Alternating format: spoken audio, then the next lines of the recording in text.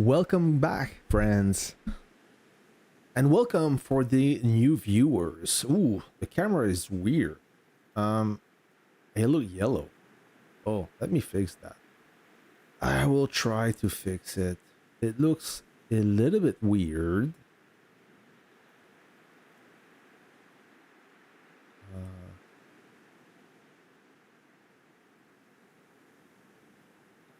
Maybe. Oh, okay. I'm having so much trouble with my webcam. It's supposed to be a good one, but for some reason, the resolution is kind of weird. Maybe it's because of the green screen, or it's behind a teleprompter. Anyways, my face is not important. The content is. Black Hollow, what is good, friend? I'm glad to have you with me tonight, or maybe for you it's tomorrow or today, I mean, or this morning. I'm so confused. Some of you it's a Friday morning. You are lucky. It's Friday already. For me, it's Thursday, 8 o'clock at night. And for all of you that are maybe in Florida, I hope you are safe. I think that most of the hurricane is gone now. It's time to clean up. I hope everything is doing all right with you, friends. All right. And what are we doing today? We are helping the new commanders to better understand and prepare for their first conquest. Do you remember your first conquest, friends? I do. We lost badly. Like, if you lost a conquest before and you're kind of new in Warpath, you never experienced such a loss like we did back in the days when there were no safe zone. So we had to survive. Okay, it was kind of a brutal conquest. But hopefully, hello, good morning for me, everything for, oh yeah, thank you for the rose. So hopefully for the new commanders, maybe if you cannot assist or view this stream live, you can review it. I will try to go point by point, keep this stream short, talk about the essential stuff, the important stuff, and after that, we can talk about anything, but I really want to create a guide, a surviving guide for the commanders who will be playing a conquest for the first time. Viens voir, viens voir. Oh, voyons bébé. All right. So for all of you, I wasn't lucky enough to access such information back in the days. And I want to make it easy for you guys to better enjoy your conquest. For all of you that it will be your first time. Now, let me just send back my dispatch my collection truck. I made a Word document to make sure I don't forget anything. And why I'm making a stream, it's quite simple. Maybe you guys can help me. We can, it can be teamwork. So I may forget certain point that if you feel important, please write it down in the comments so we talk about it. But I made a good list, and without any further ado, let's go. Now, for all of you, you notice this flag right here, the banner, Theater of Conquest. I'm gonna go with that first, and then we will go step by step. So Moscow battlefield. Moscow will be your first conquest. It's the first city that appear in the conquest. Then when you finish Moscow, there will be San Francisco and other maps like Rome, New York, and the upcoming Navy one. Moscow, in my opinion, is the best city. It's all the conquests are similar. They all have the same objective. The difference in Moscow is you can move freely anywhere you go. There is no restriction, and you'll better understand when you will play in San Francisco where you are restricted because the safe zone, they block your passageway to meet another alliance. Okay, so in the theater of Conquest Moscow, you have some rules, and a new thing, it's different than any other level in your current server. First of all, in Moscow or any conquest, you have some key objective. You have some strategic places that they call. In Moscow, you have the settlement. It's the first building you have to capture. Then you have the town. The town will give you military funds every day. When you capture it and control it, it must be valid. If your claim land gets invalid, the town will stop producing income. And you have the arms factory. The arms factory gives you every 2 days some puzzle pieces to assemble units. Okay, so those are the strategic places. And on top of it, those strategic places, they give you reputation points. Hey, what's up, Diablo? What's going on? Long time no see. And those reputation points or repute, that's what earns you the victory. So the alliance at the end, okay, among the 8 alliances, the one that have the most reputation points win the conquest. It doesn't matter if you capture the Kremlin or not. It's a farming event where you have to gather reputation points, and we will see later on how you can collect those repute points. Okay, so yes, Moscow and Conquest, it's a farming event. It's a glorified farming event. Of course, there is some fighting. You cannot win this event just by farming. You have to fight to grab those assets, those strategic places. The new battle mode in any conquest, the difference is you can only airlift in a claim land. You cannot airlift in a neutral village or a village under construction. It has to be your own territory. It could, yeah, but it's hard for everyone, time space. But yeah, it is. I mean, it doesn't forgive. You could get gangbang pretty hard. And then the reward. So a good reason to go participate in a conquest is you will grow faster because you will earn more rewards than staying in your level 3 cities. You will spend more, but you will also earn more, and you will also earn some medals depending of how good you are. There's some individual prizes and alliance prizes. If you want to take a peek into the reward, you simply click on view, and then you will be redirected to the web page. Essentially, there are 3 tiers of battlefield: legendary, gold, and silver. Depending of your alliance size, you will be thrown in either gold or silver. Legendary, it's only for the biggest of the biggest, the best of the best. Not saying you guys are not good, but it's for the big alliances, right? And the sign-up requirement, you have to meet them. In our case, we meet the first one. We have a minimum of 30 members. We have 147, and our total all-time power must be below 38 billions. We are currently at 37.9 billion. Yeah, same thing, Illy. Same thing. We had no save zone. We had nothing. So if you fail to erect your central command, you would spend the entire conquest in a level 3 city, which was horrible. Yeah, yeah, yeah. Same experience. And Lilith realized they need to put save zone. Okay, so surprise attack. What is that here? It's a new feature, kind of new feature that will allow you to gain more mobility if you are on the losing side. This can be activated later on during the conquest. I will let you view this on your own time. I made a video about this surprise attack already. It got changed recently. It's now debuffed a little bit.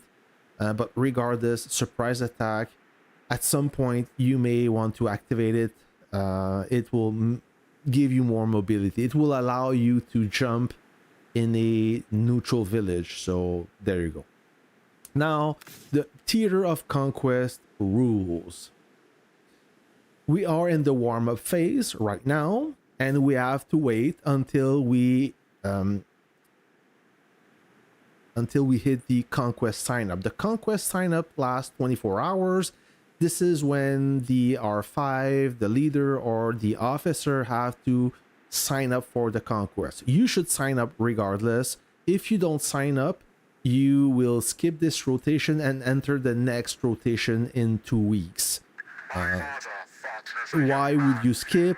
Maybe you feel like the opposition is too strong on the first rotation. You want to try the other one. So there's always 2 rotations to give everybody a chance to participate in the conquest. When you are signed up, after 24 hours, you enter the matchmaking phase. This is the longest moment for all you guys that are impatient.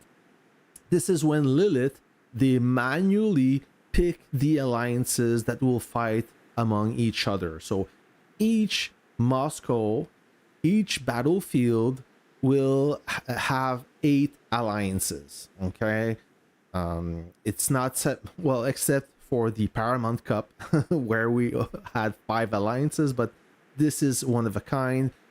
All the conquests, each battlefield have 8 alliances. It was not the most boring. It was the most exciting. Oh yeah, the most boring. Yeah, exactly. Oh, the phase, yes. I thought you meant the Paramount Cup. Yeah, so this phase is the most boring, the matchmaking phase. This is where Lilith, they try to do a good matchup, but in the end, everybody complains about it. So it is what it is. Then when the matchup is done, you will see the map, the layout of the map, and all the alliances that will play with or against you. This is hold on, I went too fast. I should have read my note. So sorry about that. Let me go back to the conquest sign up.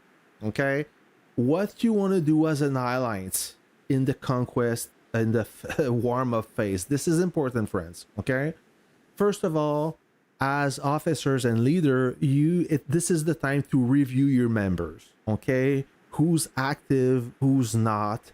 You want to kick out a non-active player and replace it with an active player.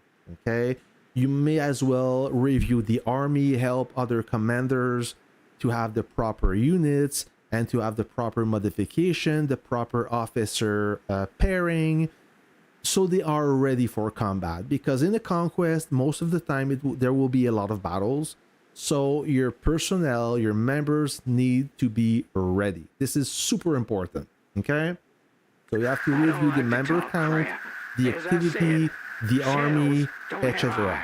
And also you have to find proper officers that will put the tags and be in control when the leader is asleep. You need to have officers on duty 24/7. Okay, ideally you want to set up a meeting on Discord or any platform, a video or an audio meeting that helps gather the personnel, gather the member. They help them being part of the team, where the leader and the officer establish a plan of what we can do and be open-minded and talk about the conquest, what would be the plan to better prepare, what to expect. Okay, and during that meeting you want to identify the army group leaders. Okay, the army group leaders are the most important members of the alliances because army groups win battle.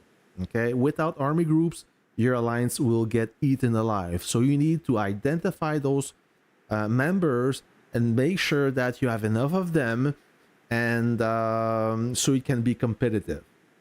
And by the way, at the end of the conquest, this is when the leader assigns the rewards to their the rewards, yes, and the reward should be based on activity of the army group leaders. Okay, this is the best way to promote groups, army groups, is to reward those people that runs those groups. Okay, this is just a suggestion. If you reward only the whales or the players that can afford the rewards, then you're not really building a strong team.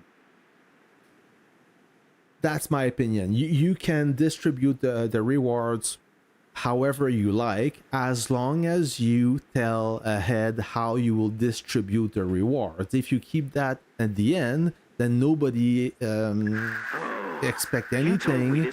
So if you want to promote something, make sure that you link it to a reward. Okay. My English is bad, but I think you get the point.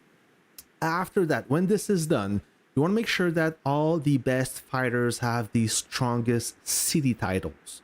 Okay, all the level 3 cities title, you want to assign them to the most active members or the most powerful one. And also you want to review that the combatant command is not in danger of being captured. Okay, this is super important. Nothing worse than fighting in Moscow and you realize that your best player got his city removed because the combatant command got captured by the enemy while you're fighting in Moscow. That happened before, so just to let you know. As a player, so your responsibility is make sure that you have enough resources and enough energy to fulfill your duty, because there will be a lot of farming and you will spend a lot of energy and also thank you, and also a lot of resources, especially military funds. You have to upgrade your buildings, upgrade your tech, but also train some troops. Without military fund, you are done. You cannot be combat effective. What I like to do, maybe you may find this excessive, but for me it's a benchmark. So you see those 50,000 currency in military fund, 50,000 in steel, and 50,000 in petrol, oil. I like to have all of those at 9,000. When I do have all those three, this one, and this one at 9,000 each, I know I'm ready. Okay, you really don't want to run out of resources during a conquest. Then you have to tell your members to limit your gold spending. This is also super important. Why would you not spending gold? Because when you enter a conquest, there is a buff you earn by spending gold and energy. So you have plenty of time to spend your gold during a conquest, but to do so, you have to save up outside of a conquest. Okay.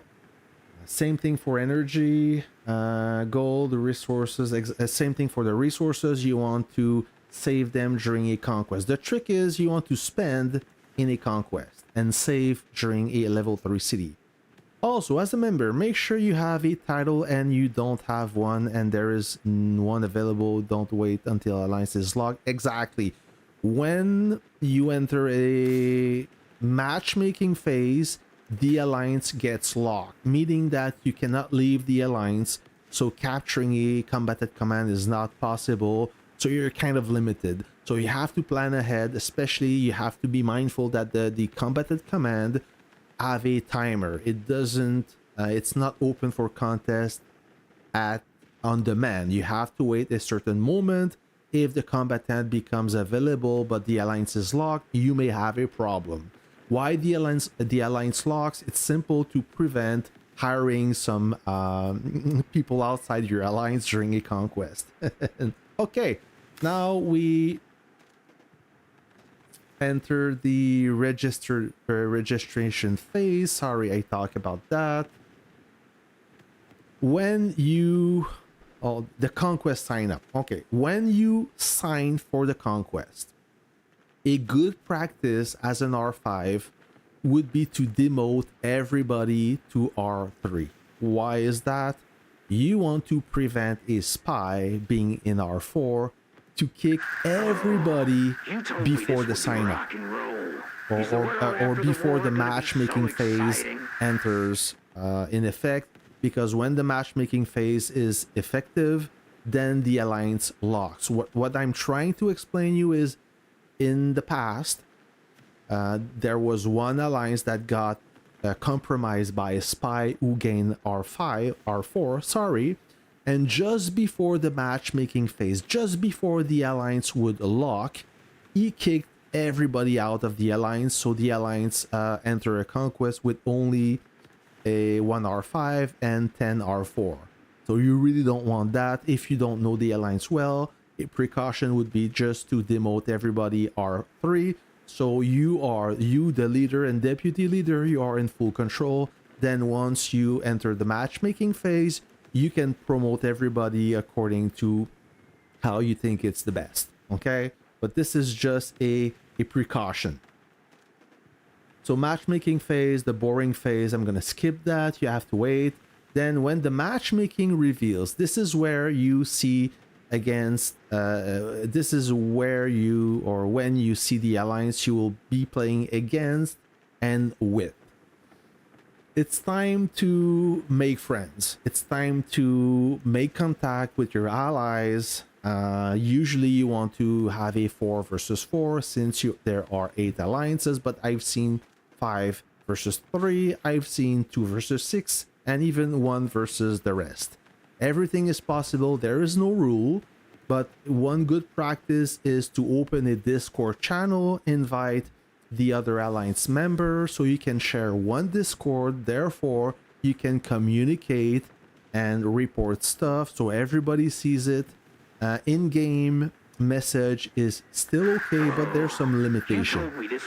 So you really want to set up a Discord. Trust me on this. A conquest is won with teamwork. You alone cannot win a conquest. It is not possible. You have to rely on your team and your allies, and to be effective, you need good communication. Okay? Nothing worse than all the ally working separately, not supporting themselves. You will fail. Trust me. So you need good teamwork, and to have good teamwork, you need good comm. And set an agreement with your allies, because in the end, you will have to share some rewards. You cannot capture everything. You have to share some. Who will take the Kremlin reward?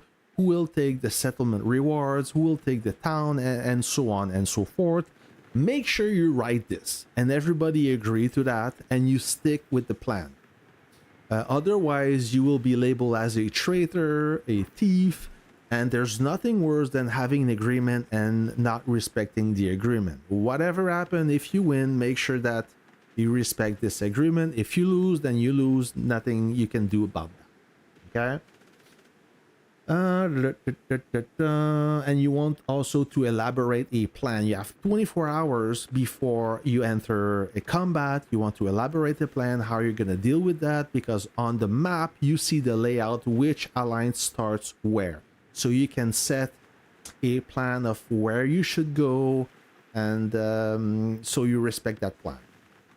All right. So the camping phase, after 24 hours, the matchmaking, you enter Moscow. Entering Moscow is free. Leaving Moscow it costs 1 ticket. It's important to know it's only 1 ticket, but some players may not have enough tickets. I'm saying that sometime you may have to leave the conquest and come back in for X reason. You're allowed to do so. It costs a ticket. But to enter, it's completely free. And when you enter, it's time to go to war. One thing that needs to be addressed is activity. When the conquest begins, it always at the reset. You need to be active at the reset. This is important. If your alliance is not active at the reset, and when you wake up and enter Moscow, you realize that you're already safe zone, then it's going to be a hard conquest for you. So activity is key, but activity at reset is paramount. Okay, you need to have a team or active players 24/7. That's the secret of success. There will be also strategic places that open at specific time. You need to be active as well. It's much easier to build land rather than burn and build. Okay, it takes a lot of energy, not energy in bottles, but it's mentally tough. You really advance at slow pace, having to burn and build. Might as well, if you can build while the alliance is sleeping, you will gain a significant lead. When you build as much as you can. Building is protection. It makes progress, and you may also want to build launch pad. What do I mean by that? What is a launch pad? Well, let me show you. Maybe you're not aware of that since you've never played a Conquest. So let me go in a random map in San Francisco. We don't have Moscow ready. So let me show you what do I mean by that. Do we have a good example of a launch pad? I think we do. What is that? No, this is enemy launch pad.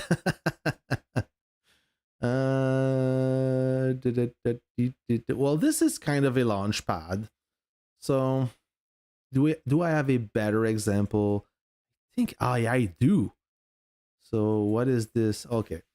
So you see in yellow we have land, syndicate land, all in yellow, and here you have a patch of invalid land that belongs to the Alliance 13. You see 13 right here?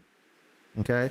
So what they did is they built a central command. They made 1 or 2 villages and they removed their central command, leaving some invalid land because for them, it's a shortcut. They can jump in invalid land, okay? But they cannot jump in neutral village.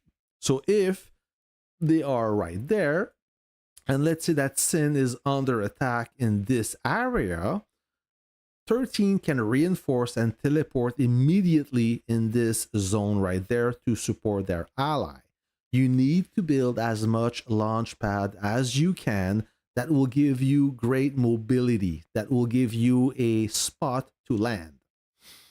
Salut, est-ce que tu penses une nouvelle Paramount Cup pourrait faire enlever les wells du bas de niveau pour le... maybe TSM. I'll get to this later. So when you build, think about the launch pad. It's really important. Okay, and when you start the Conquest, usually everybody go all out in the Conquest. They have full reserves and they really push hard, but you have to consider, be mindful of something. You need to pace yourself with reserves, okay? If you fight for 3 hours straight, the first time you enter Moscow, only to realize that you only 3 hours later you only have 7,000 reserves left, then it's not looking good for you. You have to pace yourself, make sure you don't blow your load in one shot, so you are combat effective for the next hours. Hey Tafula, what is good, friend?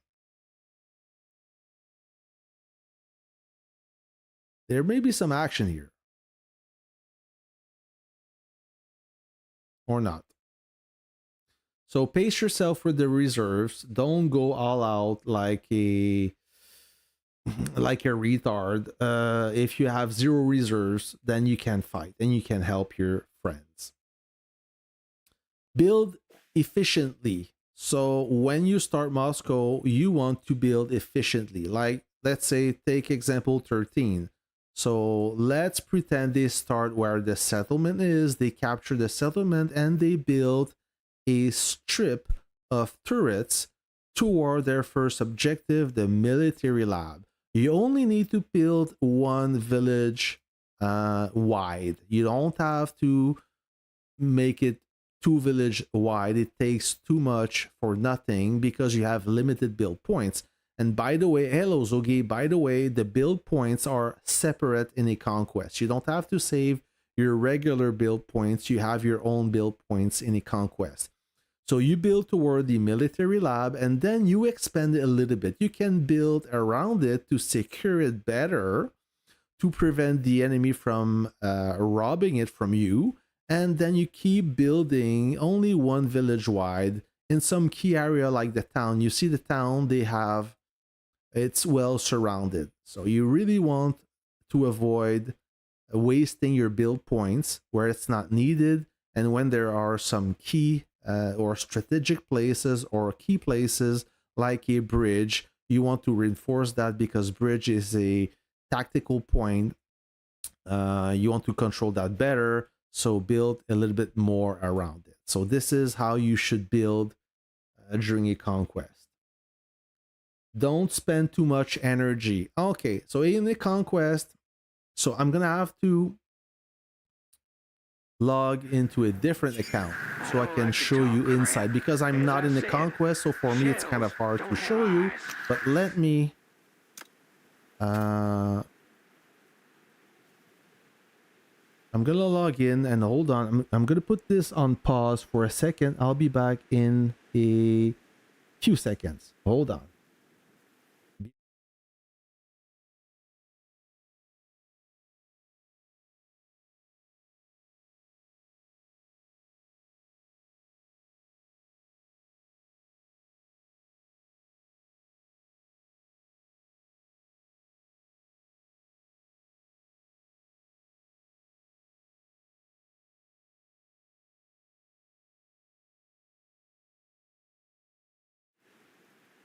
Okay, hold on. Small problem. I have to manually enter the credential.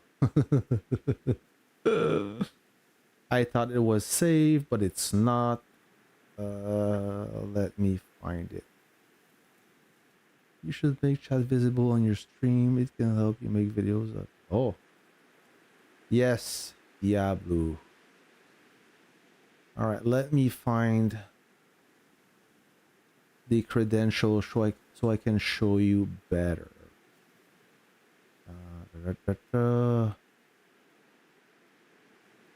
I should have prepared for that. I did not, so my apology.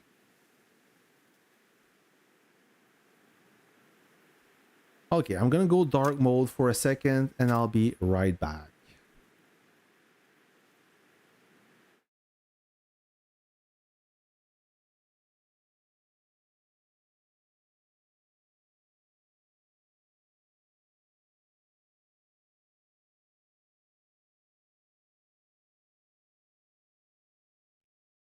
All right, so I'm switching account. This way it will be easier if you are a visual like me.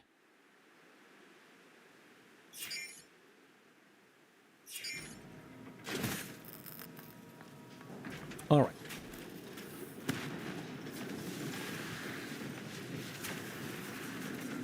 So don't spend too much energy. So what do I mean by that is in a conquest, there will be a lot of energy to build reputation. And how do you build reputation? It's mainly by busting Raven troops and Raven bunkers. That's how you build reputation. If Alliance Repute, do we see the reputation for mission? No, you will see this right here. Conquest ranking. Not fighting machine, but there you go. So every time you defeat some Raven troops, you earn reputation from 15 points for the smaller troops up to 25 points for level 46 to 50 Raven. For the bunkers, if you destroy level 9 bunker, you get 40 reputes. Level 10, 50, level 11, 60, 12, 70 points, and level 13, 80 points per bunker, but you have to capture, you have to loot the plunder, okay? And to farm repute, if you blow all your energy at the beginning of the conquest by destroying and capturing and looting the plunder for the level 9 bunkers, And later on, better bunkers will appear. Level 10, 11, 12, and near the end, level 13. You want to save your energy for the level 13. That's the bunker that pays the most. Of course, you still have to bust some bunkers during some mission at the beginning, but don't blow your load on the smaller bunkers. When will be the time to hit the strong bunkers? If you have no more energy, then you're not really helping your team. Okay? And when do you know those bunkers? They will appear in your conquest battle plan. You have all your missions. Okay? This is your alliance mission. You have to establish your central command on day 1. Day 2, you have to capture the settlement. Day 3, you have to capture a military lab. And then you see when you capture the military lab, when time runs out, level 10 bunkers will be randomly spawned, even if the mission fails. So bunkers, better bunkers will pop. Oh, you didn't think that. Better bunkers will pop throughout the conquest. So it's important to save your energy for the best one. Be smart with the alliance buff, slow burn, and base shield. Okay, you will be under attack a lot. I hope so. And if you do, you may be tempted to activate the slow burn that will reduce or increase the burning time of your village. But be careful when you activate it. It takes a lot of time to recover. So you may want to, you don't want to waste it on a useless village. You really want to use that last resort. And don't wait too much, because I think you can only activate it twice throughout the conquest. Maybe 3 times. So if you activate it later in conquest, you may not have another chance to activate it. Same thing for base shield, the bubbles. You don't want to use the bubble for nothing, but you also want to use it. Okay? So be mindful of that. Now let's talk about commander behavior. Since there will be a lot of buildings and you need to be, and you may be under attack a lot. Building, don't be an asshole. Okay, what do I mean by that is base efficiently, so other commanders can base around you. Don't take 3 spots, don't be a selfish psychopath, and think of your teammates that wants to build as well. Okay, there's nothing worse than a commander that just take 3 spots, and all the spots around he sends his collection truck robbing real estate. Send your truck elsewhere, okay, far away. Don't send them in a build site. The less bases you have in a build site, the more time it takes. You want to build fast, and if you want to build fast, you need a lot of bases to help build. Okay, so don't be a dick. Think about your teammates. You can always, hey Mamik, you can always, as a R5 and deputy, you can always disqualify a player if he misbehave or is just being annoying and doesn't want to listen to nobody. You can disqualify him. That will give him 24 hours to think why he got disqualified. Okay, now if you build a central command in a hot zone, let's say that you're building a central command near the enemy. So in red, it's your alliance. In yellow, it's the enemy. If you, let's say you build a central command right here, you shouldn't, but let's say you do, you really want a good discipline of your commanders. You want strong bases at the extremity so they can protect the build. Put the smaller bases in the middle. You have to tell that to your staff so they understand the reason. It's not, you don't want to be mean to anyone, but a smaller base should never be at the front line. The enemy is not stupid. They will see the weak spot and they will attack this base. So use your brain and introduce a good discipline amongst your builder to understand that strong base need to be at the edge of the building. Okay, this is not complicated. It's simple stuff, but there's too many people that are selfish. They want to be at the front line because they want some kills. I understand that, but you have to think for the team. Also, in a conquest, since it's difficult to teleport, you can only teleport in claim land, so you're gonna have to truck a lot. There will be a lot of driving, and there's a lot of enemies around. So every time you drive, you have to be on the lookout for your troops. You need a good situation awareness. Look around before you move. Too many commanders, they don't take 1 second to look around. They realize that they drive right in an ambush. They could have avoided that if they would take 1 second to look around. Okay? So be mindful of that. There's 8 alliances in this city. There's a lot of enemies. There's some bombers, fast unit that will hunt you down. They will look for you. You don't realize that, but a lot of commanders are looking at you while you are driving, and they're waiting for you to make a mistake. So be cautious when you're driving. Look at the game chat. Yeah. Oh, it's you.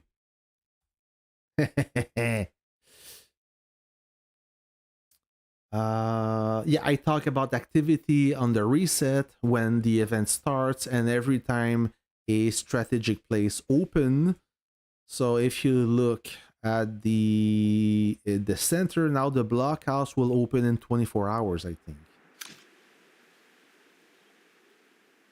Invisible blockhouse. Okay, so the blockhouse will open in 1 day, 15 hours. You need to be ready for that moment. If you are not ready and the alliance build everything, then you basically lost this conquest. Now, last thing, have fun, guys. There will be a loser, there will be a winner. You can't avoid that. Try not to be a dick against the opposition. I know that losing is never fun. But the worst thing is losing because you have no activity, because you have a bad attitude, because you're a coward alliance that refuse to fight. Even if you lose, if you show good heart and fight, you may be surprised. You could get some rewards. The enemy could be generous enough to let you have some asset, a touch capture, meaning that you capture it for the point and then you surrender it for the enemy. If you show good participation, if you have good heart and you have a good attitude, you'll be surprised. The enemy, they respect that a lot, and you can work with that. An alliance that refuse to fight and have bad attitude, they get nowhere. But if you show good attitude, a good sportsman, you will get rewarded. It doesn't cost anything to ask, and the enemy, I'm sure they will respect that. You never know who will be your ally next conquest. So if you decide to act like total douchebag because you like to humiliate players and mock them and harass them, well, guess what? Next time they play against you, and then they will return the favor and you will feel embarrassed. So try to keep a good attitude. I know sometimes it's hard. I mean, there will be some trash talk, but it's part of the game. I mean, when trash talk turns into harassment and cyberbullying, I mean, come on, it's only a game, friends. So that's all I wanted to talk about. This is the checklist you want to verify, you want to go through to make sure that you put all the chances on your side. So at least you do the effort to win. It's not a guarantee, but I mean, it shows you that you are well prepared, and if you follow those recommendations, those guidelines, you will gain the edge over the opposition. I guarantee you that. Keep in mind, it will be your first event for everyone. Might as well start on a good note. If you have any question, just let me know. I'm gonna put this on pause for a second so I can access my own account. Oh no, I'm not done. I'm not done. Whoa. So in a conquest, there is some special events. Why I'm saying that you should save outside conquest to spend in a conquest, it's quite simple. Like I said, you need a lot of energy. You will receive a lot of energy but you will spend a lot of energy. So in the conquest screen right there, the buff I was talking about is this prepare for battle buff. Every time commander during this conquest, you've earned X amount of war reserve for your alliance. How it works is, there you go. Doesn't tell. So right now the buff is at 24, meaning that half of this is your alliance base and troop damage intensity, and 12% increase of your damage resist bonus. This is done by logging in daily and spending gold and energy. Okay, so that's why I'm saying to save your gold for a conquest. Don't spend your gold in a level 3 city. Use it to spend it in a level 4 city. That will be better. So this is the buff I'm talking about. It's maxed at 50%. It can go up to 100. Half of this, it will be your buff. I think so. Restriction, surprise attack. Oh, deactivate surprise attack. So there you go. Now this alliance can teleport pretty much everywhere, and when you activate surprise attack, you have some extra mission you can complete. Let's go back to the you can cab reserve for your team. I don't understand that. So let's go back to the conquest page. You have some missions. You have some alliance mission, commander mission right there. Sorry, commander mission. So you see defeat Raven troop in San Francisco, 97 out of 100. It goes up to 500. You don't have to loot the plunder. You only need to destroy. And every time you reach a new level, this is the rewards. So you have energy, experience, coupons, and mission cash. Then you have Raven bunkers. So you have the troops and then you have the bunkers. It goes up to 300. Okay, same thing. You don't have to capture or loot the plunder, only destroy. You do that on your own time when it's not busy. You do your mission, or you can make an army group and help your commanders do the mission. Collect map resources by sending your truck. This is easy. Earn alliance repute by busting bunkers and looting the plunder. It goes up to 40,000 repute, and every time you earn some pretty good reward.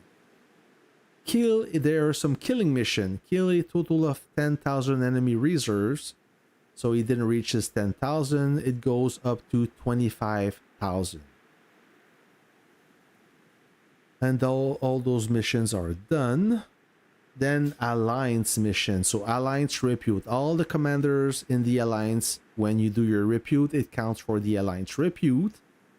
And also the alliance repute. Also, why you have some missions in red? Because when you activate surprise attack, it reduce the reward.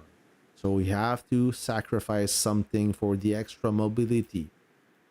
So you have the alliance repute, and you also have at the end, if you capture a military lab, capture town, forts, arms factory, capturing a blockhouse, capture the city hall, control 3 military lab at the end of the conquest, more rewards. You have some golden tokens and silver tokens. So those are the missions that you have to share among your allies. You cannot capture everything. This is where you decide which alliance capture the 3 labs. So you have to agree on that. Okay. So when you complete those missions, what do you get? You go to the Conquest store, and this is where you can spend your tokens. Okay. You have some wrenches, you have some refined components, statues, specialty statues for Huntsman and Witcher, drink tokens, all that good stuff. And the golden coins, you can purchase a jet skin, a picture frame, chat bubble, little decoration, and so on and so forth. There's some pretty good deal in this Conquest store. Conquest Veteran, those are special mission that you can compete. Those are for the commanders that saved a lot of points. Now this mission is for Raven eradication and resource collection. You will need a lot of energy, so those are the mission. You can complete your 35 points, 35,000 points total. But if you look at the ranking, even if you finish the minimum requirement, that is not enough to be the grand winner. So right now, the first place commander is Gusti 85, and he got 175,000 points. What do you get when you win? You get first rank. You earn 2,500 gold, 20 statues, 2 refined components for Air Force, 50,000 Alliance repute points. There you go, straight up 50,000 repute points. That will help you win repute among your alliance, and that will also help the alliances. So those missions are really important if you want to gain the upper hand. Okay, and those missions revolve. There's two more missions coming, and those were the last mission. So this is important. If you saved a lot of stuff, you may have a chance to win the Conquest Veteran. Conquest ranking, we talk about that. The fighting machine for the players that fights or kills the most, and then the Alliance repute. So the winner so far is Vikings with almost 4 million points. And if you look at the ranking, the top place, Vikings. So the sovereign reward, this is for one commander that you decide which will be the player that helped the alliance the most. Elite rewards, there are 30 commanders that will earn that. You pick them, and everybody else get the member prize.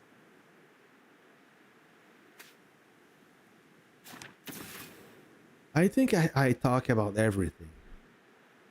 I know this is San Francisco, it's not Moscow, but in Moscow it's exact same thing.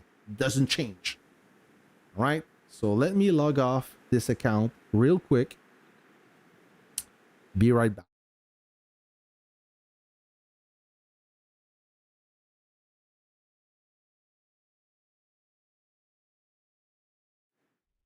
All right.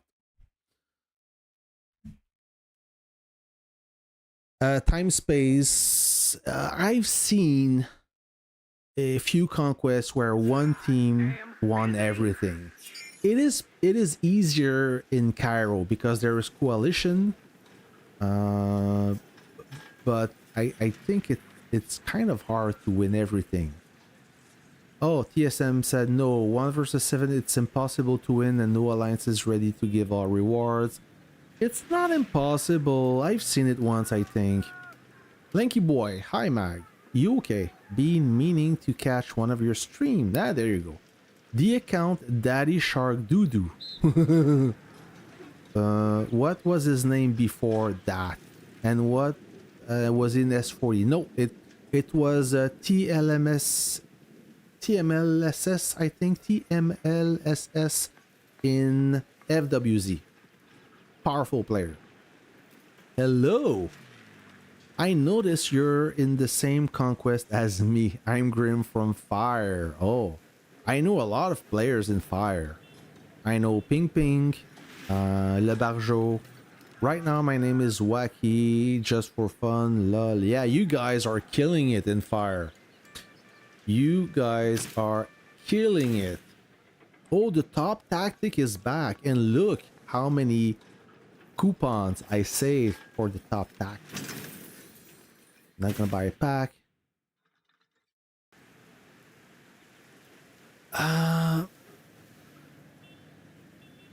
In Cairo it's possible. Last time we played in Cairo in S21, I think with the coalition we won everything. Almost everything. I mean, not everything, but it was a truckload of reward. So let's simulate 10 tactics.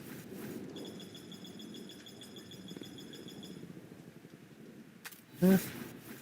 Ooh, hedgehog defense. This is good. This is all right. Interference. The purple one, tactical missile. Okay, 10 more.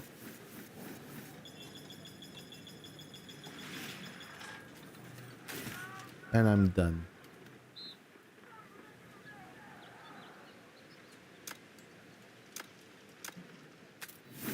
I'm not done. I still have a few tactics.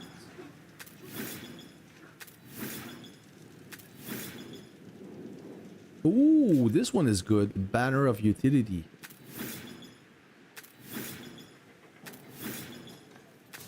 Okay. Eh. I was expecting a better draw, but whatever. Whatever.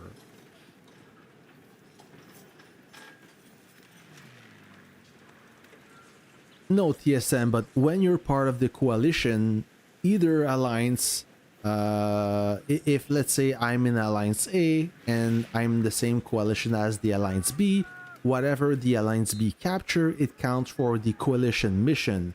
And in Caro, there's no Alliance mission. There is coalition. I think there's some Alliance mission, but the top rewards are among the coalition mission.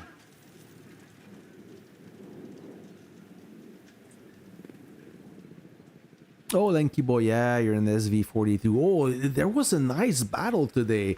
I was at work when it happened. I know that yesterday for SV42 with the help of 28, 27, I think, and up, you guys were on a roll. You guys made a lot of progress, and I was worried for 44 and what's the other alliance? 37. You guys were gaining on them. You were eating their land. And today, when I saw this morning, actually, when I saw the map, it was a complete 180 degrees, right? So you guys were getting eaten. A lot of action in your battlefield. So let me show you my army. Did you notice something different? I'll give you time to look.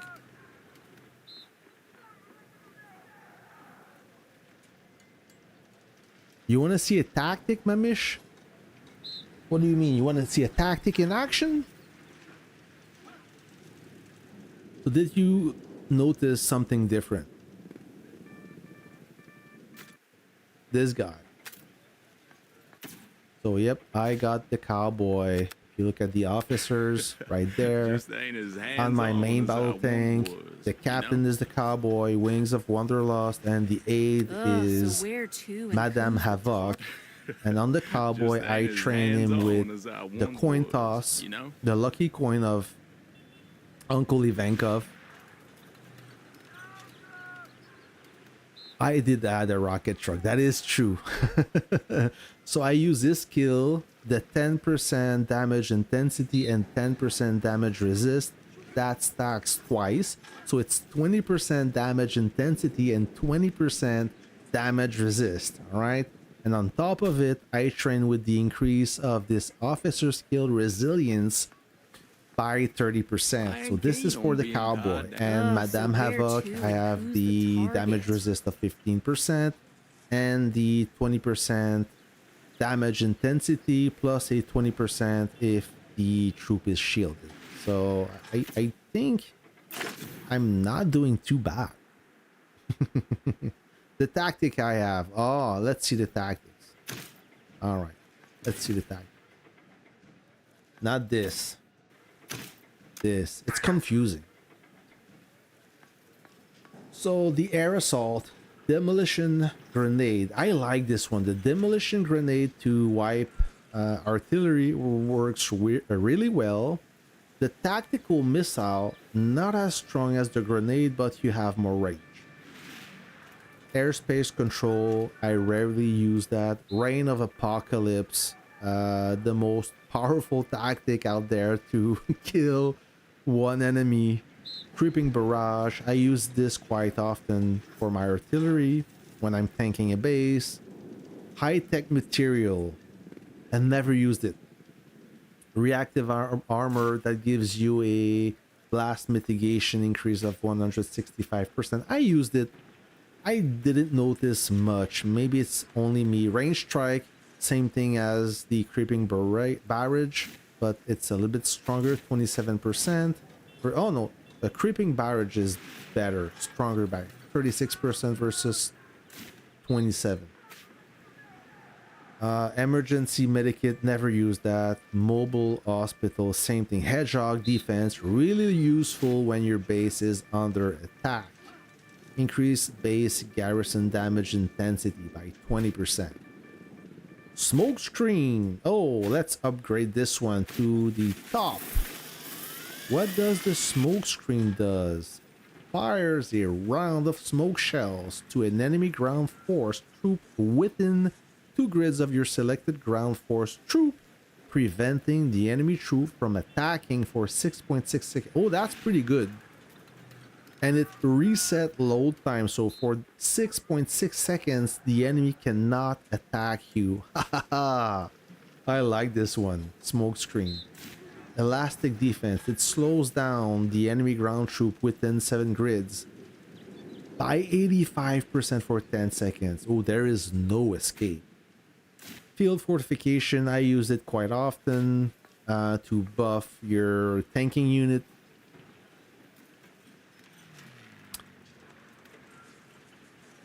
Not looking forward to Navy. Same thing. It sucks when you have such a good army and you have to start from scratch with the Navy. You feel devastated, but you're not alone. Oh, extended fortification. Never used that one. I'm gonna upgrade this one. So increase base walls damage resist by 17.5% for 5 minutes. This one is also good. You know what? Let me review. So I will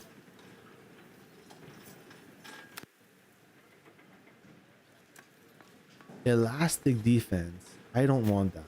I'm gonna put this one, extended fortification, in my shortcuts. So all those are the buffs.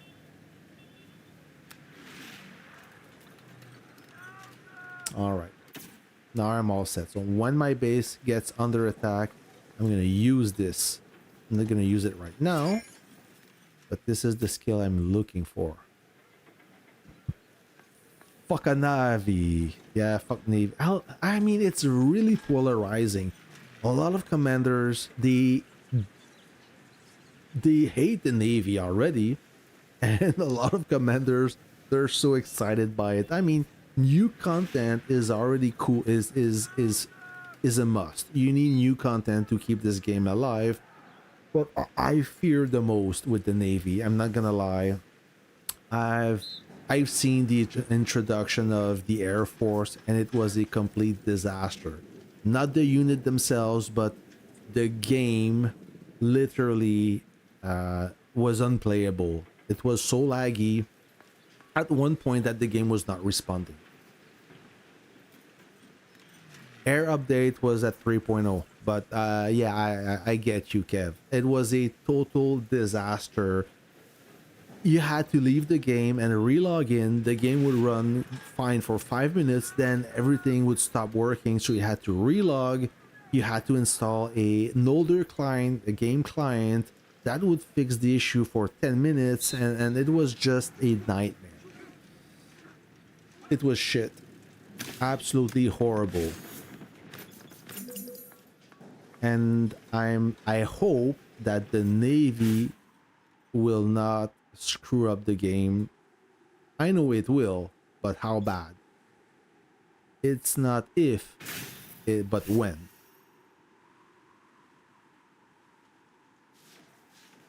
Lanky S219 will join with the surprise attack, so maybe not. It will be 4v4, and all alliance will be able to help everywhere.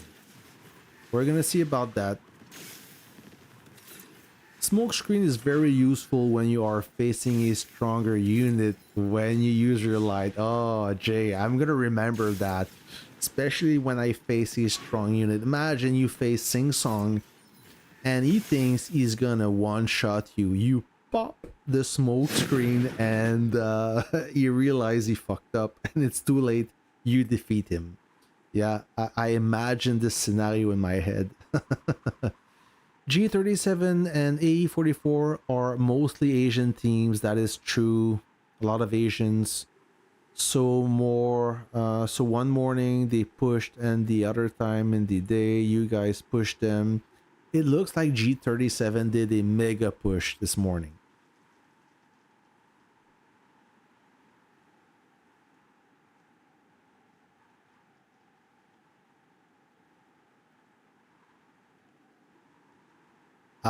I did not. I did not, and we can take a look, friend, because S21 are my friends still, and it's not looking good. It's not. I think they expected it. They have enough experience to realize it would be a tall order. So the start was amazing because they were facing 300 one-on-one, and 300 couldn't defeat them. And at this point, this area was mostly under control by S21 until the fort opened, where S21 faced 300 at the same time S40. So they couldn't repel the attack. The onslaught was crazy.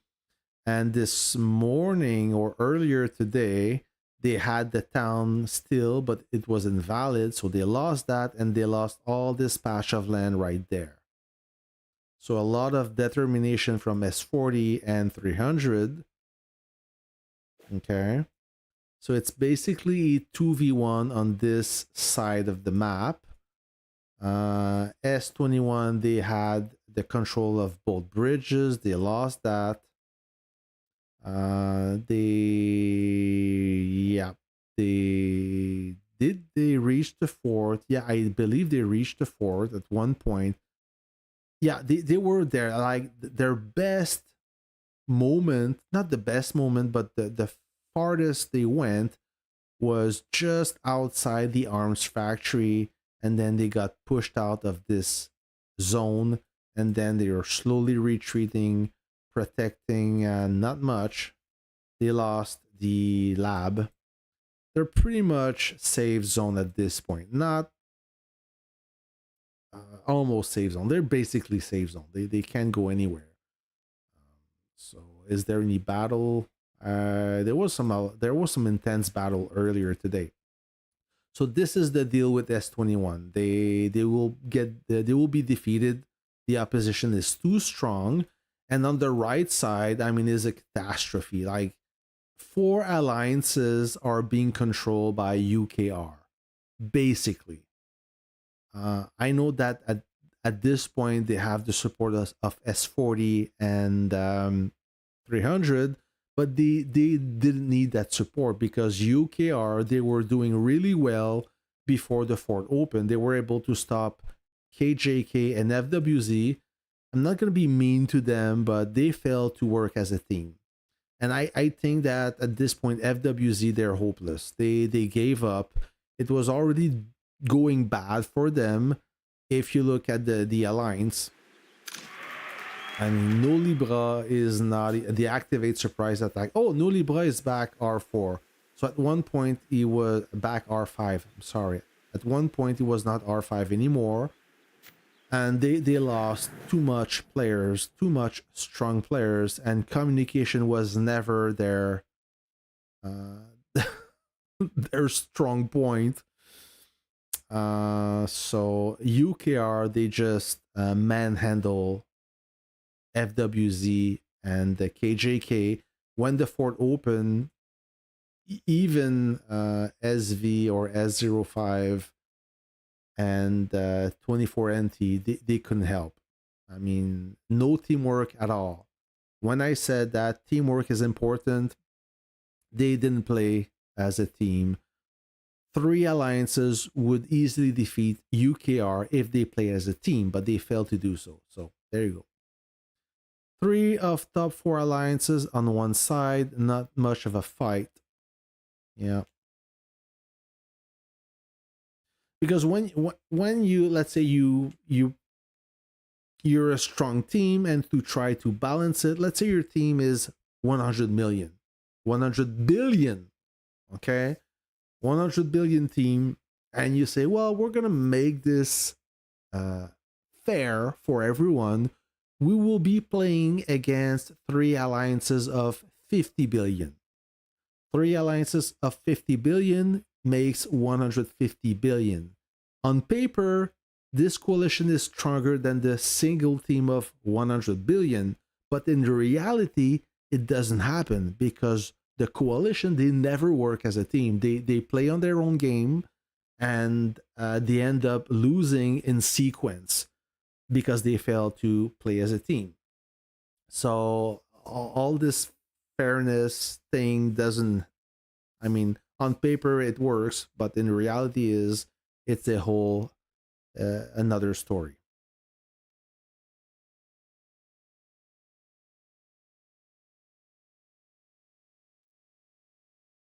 Yeah, and forget about this alliance S05. It's too small of an alliance. They just don't have it. It's impossible. So yep, S21 will be defeated. It's not the first time, but it's been a while since they lost, and they will lose this time. They know it. There's no escape.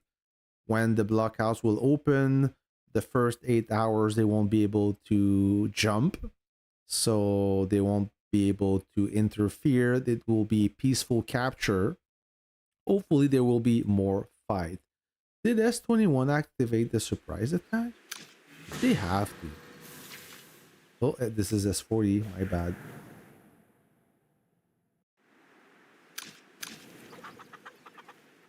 They did not activate surprise attack. Yeah, they should. I mean, it's not like they're gonna win anyways. I don't like to talk crap. As I said.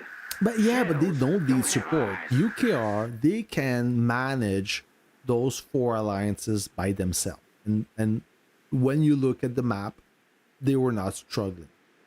UKR might not try to fight S40 since they already have to deal with four alliances. What do you mean? UKR, they don't have to fight S40. I don't get that.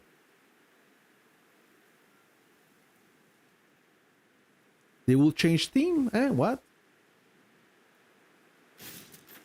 I'm not following you. I'm not following you guys.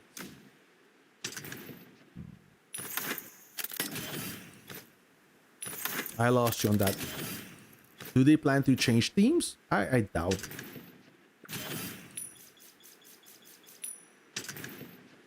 Oh, tech power. Tech power. Museum deals. Oh, starts soon.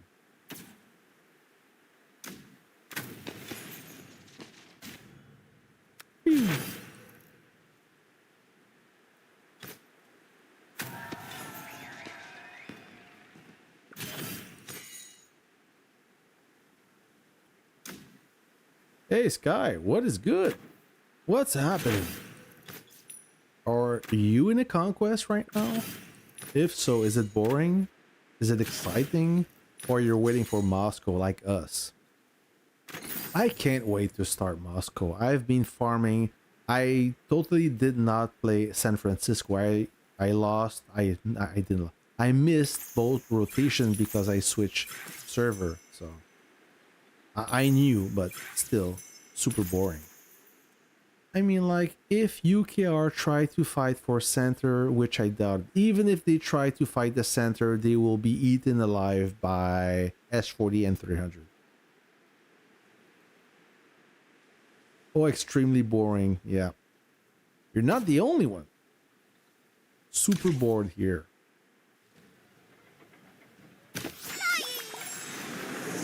Great. Did you see this coming? Is that why you and other left S21, or was it the entire scripting scandal? Oh no. No, no, no, Ray. The reason why I left S21, I was talking about it since the last three conquests. You can even ask Kev. The last three conquests, I kept complaining. I said it's the last time I play legendary, but I kept sticking with S21 because I like the team. I mean, they're super cool guys. And what happened, like during the last three conquests, we start losing players. They wanted to fight in Gold Battlefield, and when I saw them leaving, I was tempted to leave as well. And fun fact, my last conquest in S21, I almost didn't make it in Legendary. I was in hashtag S21, the sister alliance that was aiming for gold. I left with Neo and a bunch of the Arab players, and last minute they asked me, come back in S21, we will activate surprise attack, we will have fun and blah blah blah. So okay, one last round in S21, but I told Bakan midway in that conquest that I would not stick around. I mean, I would leave S21 when the Rome conquest would be over, and that's what I did. I left a message to No Money. I said thank you, I'm gonna leave, and my ID was done. It had nothing to do with the script. That there was no script, but the cheating scandal. It didn't have anything to do with that. I was just tired to play against the same old alliances over and over again. The alliances that doesn't engage, that stay behind their line and do nothing. That was just horrible experience, not fun. And I said to myself, that was the last straw. So there was no disagreement, no hate toward anyone. I wanted to move and seek another battlefield. We've been winning for the last 6 conquests or even 7 conquests, and like most of the time not super challenging, so it was not fun.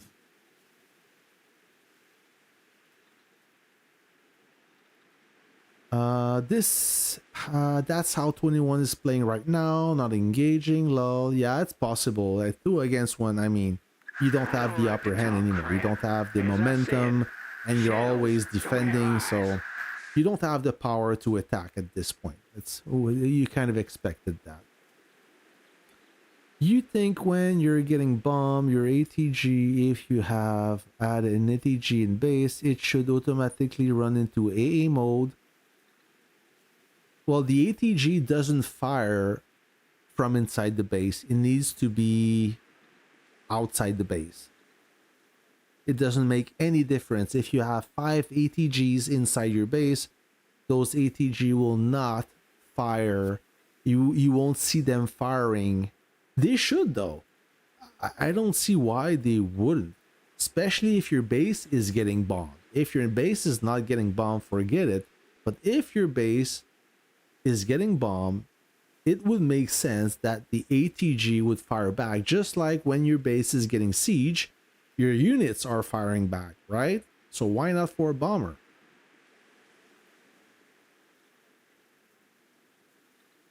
Oh, TSM, yeah, AK and B4A, they rebranded. We may play against them. That's going to be exciting.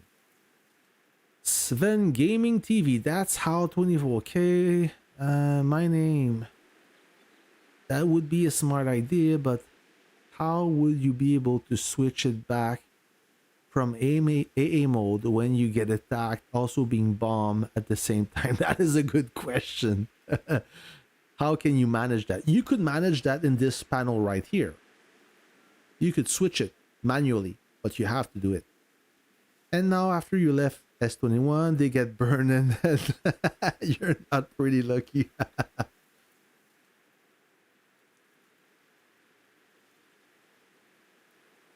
I don't know my name. That's a good idea. I don't know why Lily didn't think about this.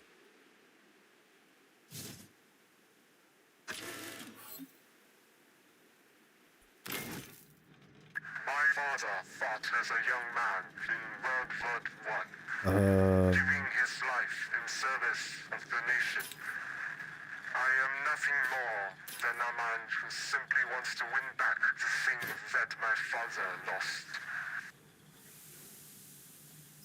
I will need a lot of resources to investigate this technology. Damn. Steel, I'm good. Crude oil. How much? 27. Let's research. Not the damage resist, the damage intensity. Boom. But at the same time, I don't have no idea how they will do that. Just like I said, my name. My name! Say my name, say my name. Just in this panel right here, you could switch it. Imagine how much, how great it would be if all the units had 2 different firing modes. That would bring this game to the next level, I think.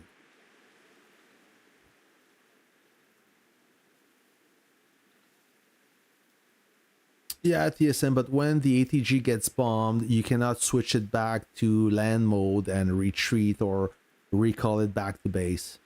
It gets stuck and it just dies. Yeah, but it would be too much for them to even make that possible, I bet. They can code it, they just have to invest. Question about the Navy: since the submarine has only 2 grid range, can only the anti-submarine fight back? From what I saw, Sven Gaming TV is during that beta test or that alpha test, you could attack the submarine with any other unit because it's not underwater. You see the conning tower outside the water, so you can still attack it, but you could back then. Will it change when the version 11 will go live? I don't know. Like anything goes at this point. Christian, kind of hard for ATG to hit anti-air units as it gets stuck when you put it in AA. Exactly, it gets stuck when you put it in AA mode. Thank you.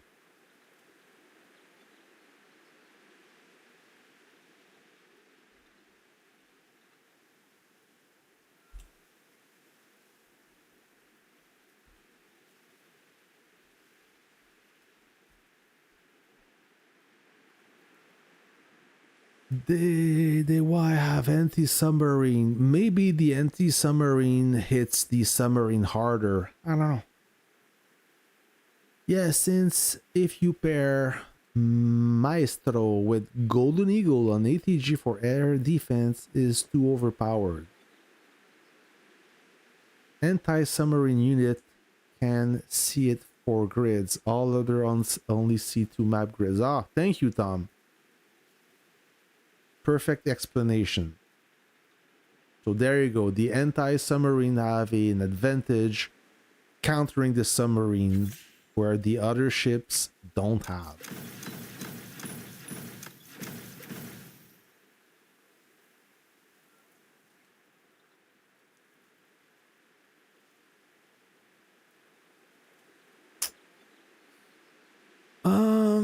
TSM, that's a good question. What do I think about spending 720 statues to awaken a Navy officer that will be useful for a specific conquest only? A conquest that revolves every 5 or 6 months. I think it's a robbery. I mean, as long as Lilith provide more statues, then I don't have a problem with that. As you know, if you fight on the field and that unit doesn't have officers or weak officers, you know what's gonna happen. You're gonna lose automatically.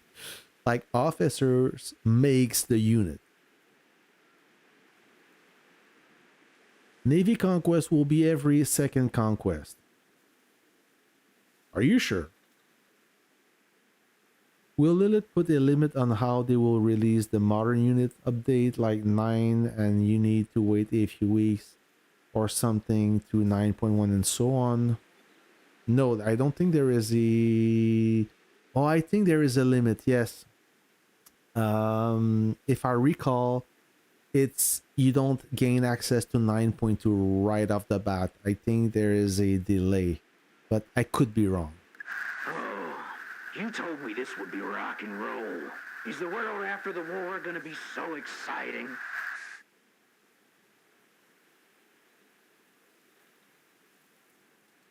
Yeah, I mean the Navy, from what I understood, is they cannot interact with ground and air units. You can only fight Navy against Navy.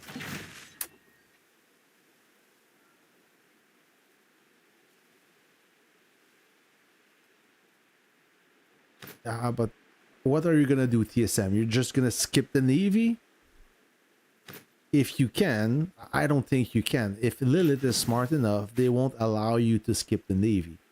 If they want you to embrace this new update, they will force you. Okay? They won't give you an option. They will force you unless you decide just to skip it altogether and keep and I mean, I guess you could skip it, but then you're going to miss on a lot of rewards. I mean, even if you do really bad in a conquest, you still collect more rewards than staying in a level 3 city. So, and they know it. That's how they can force you. Give your lives for the great empire. Nope, no, my name. Nope, my name. If you are in a city, in a server, 60 and up, that's all you get. No more city titles. If you want more city titles, you have to migrate in a city lower than in a server lower than 60.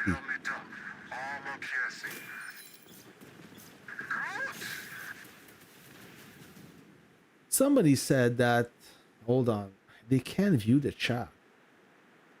Is it possible?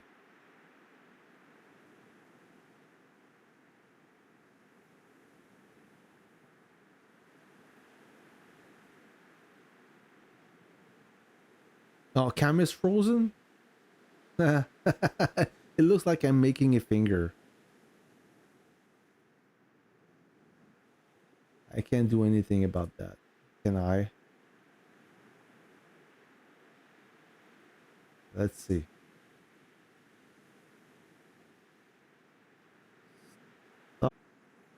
Maybe will it reset?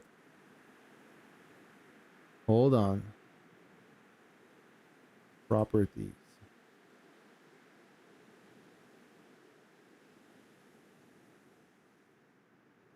Deactivate. Activate. Let me switch camera.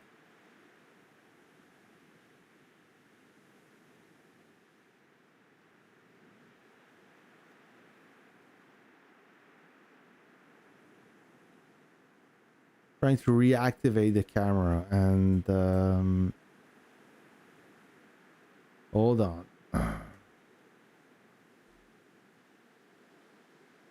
I'll try to reactivate the camera. Why is it? I'm struggling with this camera and USB. Activate. Nope. There you go. Missed me? I fixed it. There you go. Fixed it for you guys. So you will see the camera popping soon.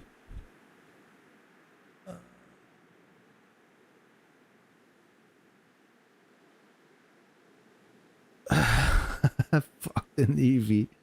If you say that too much, Lilith will ban you.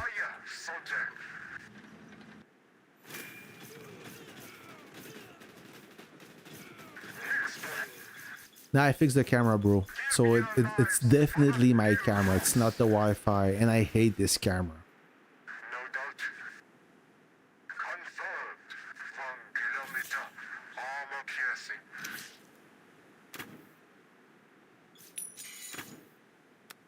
So I have a video coming soon. We caught a cheater, a script user. Oh, thank you, Wish. Thanks for the sub. Move it. This is war. Yeah, somebody sent me a video today, game capture of somebody scripting hard, and he got caught. So that video will be released this weekend, hopefully, if I have time to produce it. Give your lives for the He got caught great pretty bad. empire. I'm not gonna name anyone. Nah, you have to wait for the video. It's a well-known alliance, at least the name, but it's not the name we're talking about. They carry the same name.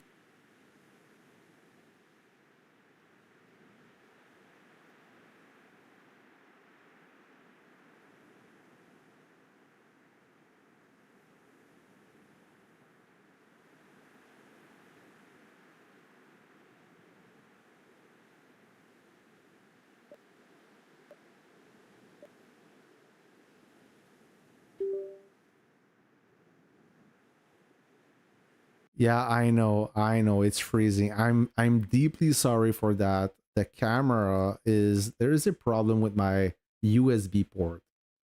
Let me just property deactivate.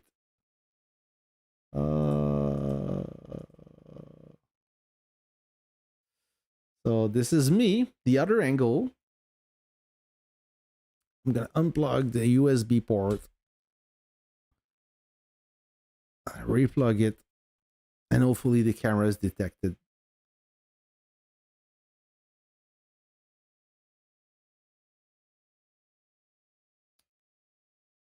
Properties. There you go. Okay. Sorry about that.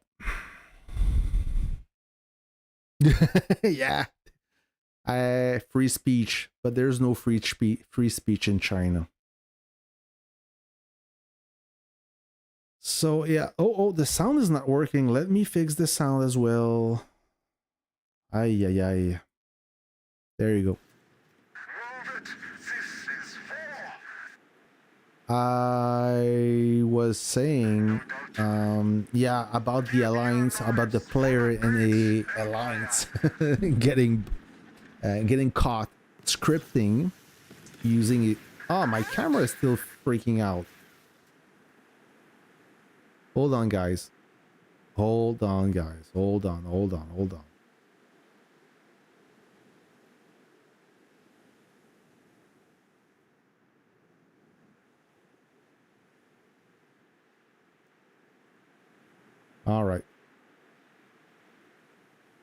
All right, friends. So I will fix my technical issue, but the stream is done anyways. It's getting late. I have some stuff to do, but regardless, I will fix the camera. It's something with my USB port. I keep losing connection. So the video about the cheater will be released this weekend. It's in a well-known alliance that I'm not gonna name anyways. Hey, sup, Crypto Gang 101. It's my camera. Something is happening to my camera. So what I'm gonna do is I'm gonna use my other camera. This one is working all the time, and I will fix it for next stream. But until then, friends, thanks for being part of this operation once again. For all the new players that ask me to help them for their first conquest, you can rewatch this stream that will help you out better prepare for your first Moscow event. No, it's not it's a more recent server, but no, I don't think he's banned. Yet.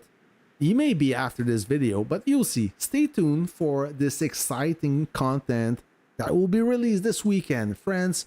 Until then, I'm gonna wish you a good night or great day, depending of where you are on this planet. I'll catch you on the next video.